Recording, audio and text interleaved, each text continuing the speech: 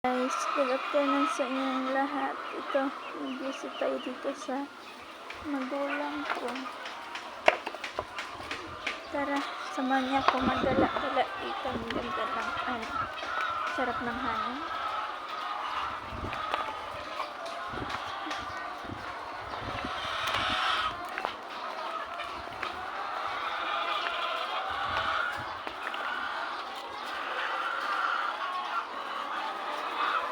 Doon pala yung alaga ng papa ko, guys. Yan. Yung alaga ng papa ko. Visit tayo dito sa alaga.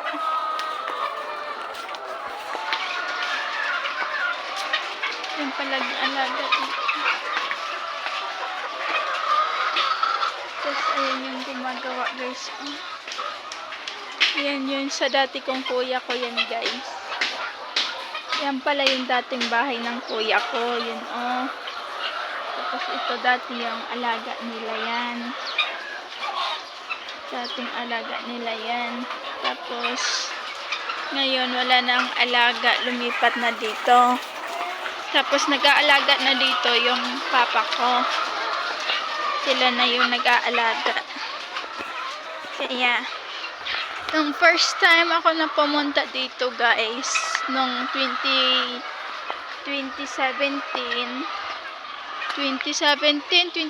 ata yun. Andyan pa yung bahay ng kuya ko. Wala pa yun doon. Dito kami nakakatira dati. Yung kuya ko, dito sila nakatira. Yan. Tapos, dyan yung sa mama ko dati. Yung nakatira yung mama ko dati. Dyan. Tapos ngayon, sira na. Kaya, pinagawan sila ng bahay ng amo nila. Doon na side, doon. Ngayon, matagal na sila dito kaya, yun, pinagawa na sila ng bahay. Tara, samahan niyo ako dito maggala-gala. Kasi, maya-maya na din, babalik na din ako mamaya sa trabaho ko. Nag-visit lang ako dito kasi birthday nga ng ate ko. Tapos, yun. And guys, oh, may avocado pala dito, guys. Yan guys, avocado. Ayan, avocado guys. Yan yung avocado. Tara.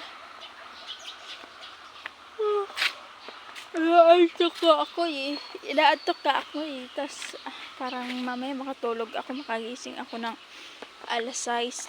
Hindi na ako makabalik sa work ko. Mapagalitan ako nito. Nagpaalam naman ako. Sabi ko kasi alas 4 ako babalik. Alas 4 na andun na ako. Buti naman nakatagpo tayo ng mabait na amo. Yung pinapayagan tayo anytime tayo na gustong lumabas, gustong mag-visit sa family ko. Yun, pinapayagan ako. Basta magpaalam lang. Huwag lang aalis na hindi magpaalam kasi mawawala yung tiwala sa amo mo sa atin. Ganun. Kailangan talaga yung tiwala at saka papakatotoo. Ganun. Guys, nasa taas ako dito guys. Kung saan. Hindi ko ngayon kasama yung anak ko kasi tulog. Tulog siya kaya ako lang dito maglakad-lakad. Kanina pa kasi kami naglakad-lakad eh. Tapos yun, tulog na nga. Nakatulog ako. Natulog din siya. Kaya hanggang ngayon tulog pa rin siya. Kaya dito tayo maglakad-lakad. Ang sarap kasi dito pumunta. Lalo na kapag magpapahangin. Gusto makatingin ng magandang gubat. magandang gubat. Tapos, yun. Parang, yung relax lang siya, walang ingay, pero naririnig mo yung mga tunog ng mga baboy, ng mga manok, yun, mga aso. Yun ang naririnig mo dito, mga tao di mo naririnig. Kaysa lang sa taong pag tumatawag, ganun. Yun lang.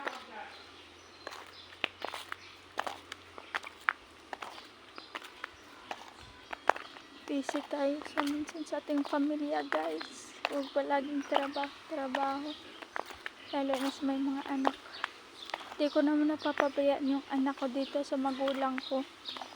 Kasi binivisit ko naman. Minsan, hindi ako nauwi ako. Kasama ko yung anak ko. Nakakauwi ako tapos 2 araw, 3 araw, nakakauwi naman ako kaya yun, okay lang naman yung anak ko sa magulang ko. Hindi naman napapabayaan. Tsaka di ko din napapabayaan yung anak ko kasi binibilan ko naman ng mga pagkain. Birthday ni ate, hindi sa akin. Hindi ah. Ako lang nagdala pero di sa akin. Ako lang nagdala, hindi sa akin.